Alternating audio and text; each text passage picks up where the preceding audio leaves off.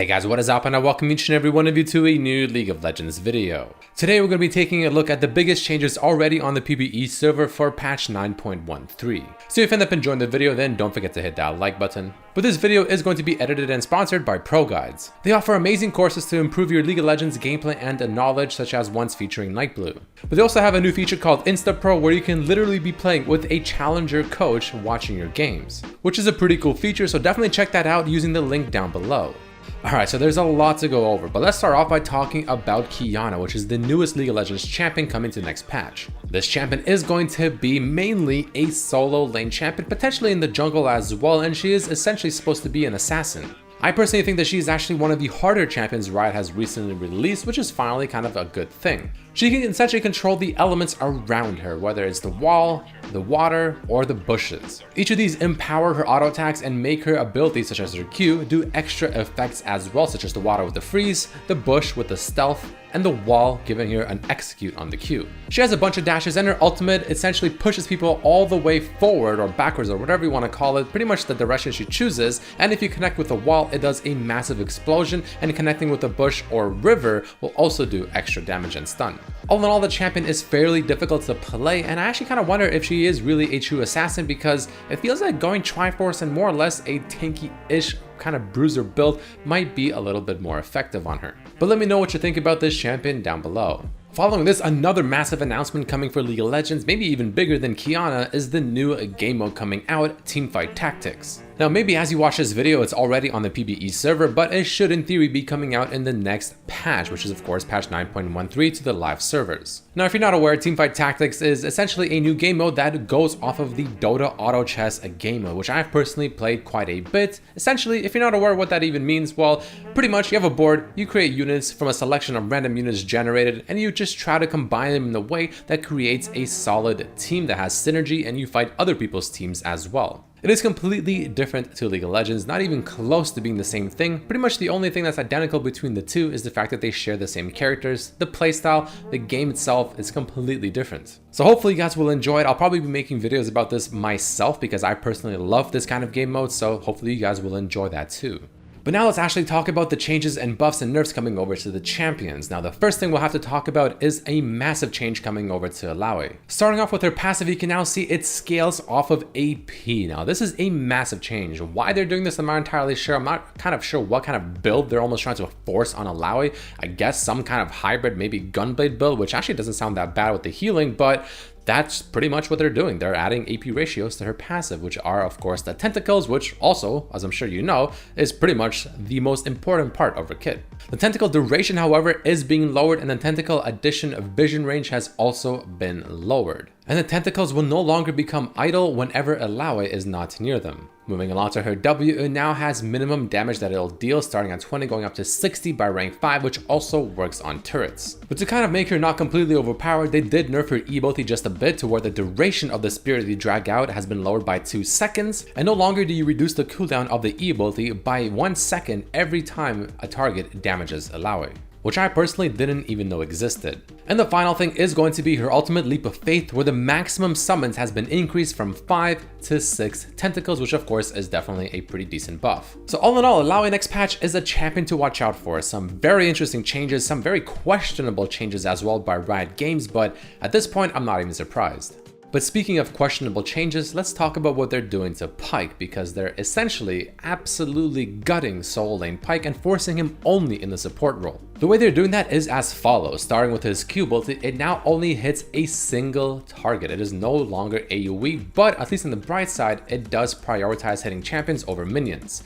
No longer does it deal 15% bonus damage, so the Q ult does the same damage whether you just kind of, press and let go, so the little stab, or if you actually use it as a pull. But at least the cooldown has been slightly lowered. Moving on to his W, the movement speed has been changed from starting at 40% and decaying over 5 seconds to now just starting at 40 and going up to 60%, then also decaying over 5 seconds. So very slight movement speed increase, but here's the biggest one. His E-ability no longer deals damage to non-champions. In other words, it only does do damage to champions. You can't use it to wave clear. His Q ability no longer has AoE, so even if you're playing solo lane Pyke and you go for time and first item, which you absolutely have to now, that's still not all that good. So I'm not gonna lie, a little bit disappointed with this. I feel like diversity in League of Legends is great. I mean, it's great that some champions can be played in other roles. I mean, I understand solo lane Pyke was a little bit too strong, maybe nerf it, but don't completely gut it to where you can't even play it. I also want to quickly touch on some changes they're doing to Akali. Now, when this is going to ship, I'm not sure, but they're essentially gutting the champion. So let's start off with her passive first. So TLDR, she has more instances where she can actually get movement speed while interacting with her passive and going towards champions, etc. But the actual movement speed she gets now is a lot less. On top of this, they completely gutted the actual damage that the passive offers, so it does like about even half the damage, if not even less than that. But the bright side, it does restore a lot more energy. So pretty much, she's much less of a bursty champion now with the passive and the Q and stuff, but she can spam it more often because as you move on to her Q ability, you can see the cooldown did go up, but again, she does get a lot more energy back, so she'll be able to use it pretty much on cooldown. But even with that being said, the cost has actually went up on the Q at the earlier ranks, but it's still the same by rank 5. Moving on to her W, it's now a 20-second cooldown rather than starting at 25 and going all the way down to 13, which is a pretty big overall nerf. The energy restored on this has been changed to 100 periods, which is a pretty big buff, but no longer does it have an extended duration when you go in and out. The base damage on her E ability has been lowered, but the scaling has been changed to total AD rather than bonus AD, which is great, and it also now has a 40% AP scaling ratio as well. But with that being said, the cost now is 60 rather than 30 energy, which is double, and the cooldown has been slightly increased at the earlier ranks, and no longer can her E interact with her W, which is a pretty big nerf. And moving on to her ultimate, you'll see here, the overall damage has of course been nerfed. The range actually has been slightly increased on the first dash, and also it is now a single target on the first dash with stuns. You can't stun more than one target, it only stuns a single target. But at least on the bright side, you can recast the second part of your ultimate a little bit faster. So pretty much Akali is getting gutted pretty hard. I mean, her E ability is pretty strong now, I think, especially as you start scaling and getting more items, but her Q abilities, passive damage and all that stuff, I mean, the interaction there makes it a lot less bursty, but it's better in the long run if you fight a very, very long fight. But that's kind of much higher of a risk. So all in all, some pretty interesting changes coming to Akali. Let me know what you think about them down below. The next change we'll be talking about are some pretty big ones coming for Udyr as well. First of all, his skill points. All spells can now get a 6th rank starting at level 16. So that in itself is pretty cool, but moving on to his Q ability Tiger Stance, the base damage on this ability has been increased as you rank it up, and the AD has also been changed to being a little bit lower at the earlier ranks, but being a little bit higher as you get it to rank 5 and 4. Moving along, his W shield strength has also been increased as you rank it up, and his E ability's movement speed has also been slightly increased as you rank it up along with the actual duration.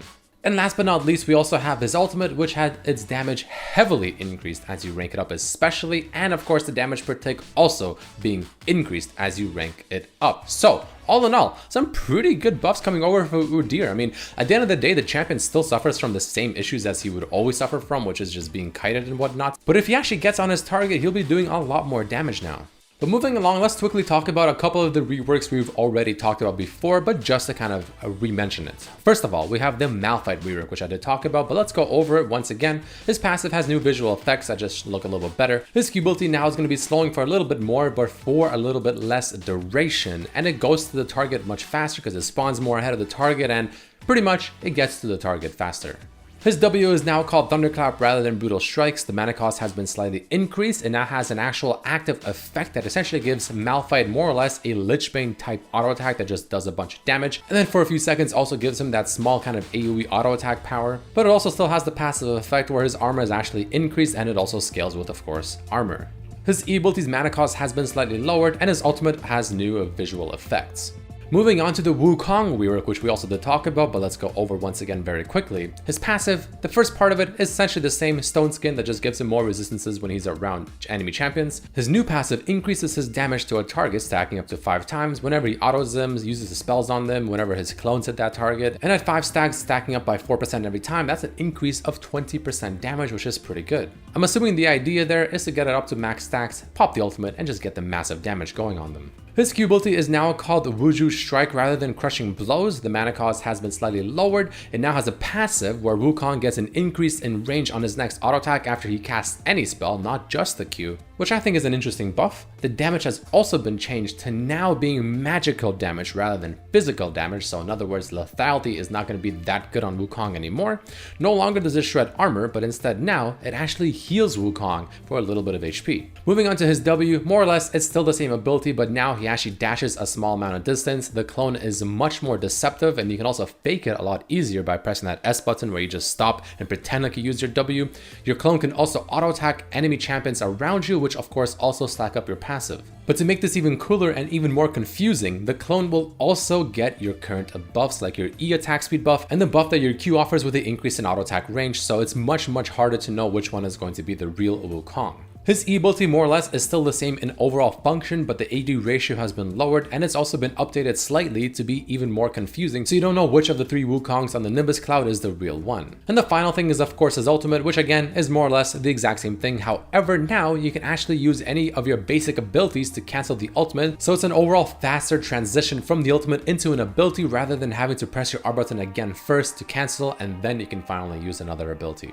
But next up, let's talk about some pretty massive changes coming over to the AP items that they're essentially doing a mini rework on. So first, let's talk about Catalyst of Aeons, which of course goes into Rod of Ages and Abyssal Mask. Now it has a new passive that restores mana equal to 5% of the damage taken and health equal to 5% of the damage dealt, which is actually pretty good. Then we also have Haunting Guise, which has a new passive as well called Madness, where it states the following: gain 1 stack of madness per second while in combat with enemy champions up to 10, and it lasts for 6 seconds and renews with continued combat. What does Madness do? Well, it gives you +3 ability power per stack. And one thing you'll also notice is the fact that Haunting Guise can now build into the new Rod of Ages, which, if you haven't guessed, essentially has both of the passives I just talked about into one item. The Catalyst one called Eternity that gives you mana and health back, and the new passive called Madness from your Haunting Guise that of course gives you extra AP per stack. But this also begs the question, what happens to Liandry's Torment? Well, if you haven't guessed already, of course Haunting Guise still builds into it. It still has its passive where it's called Torment that just does that % damage for tanky opponents especially,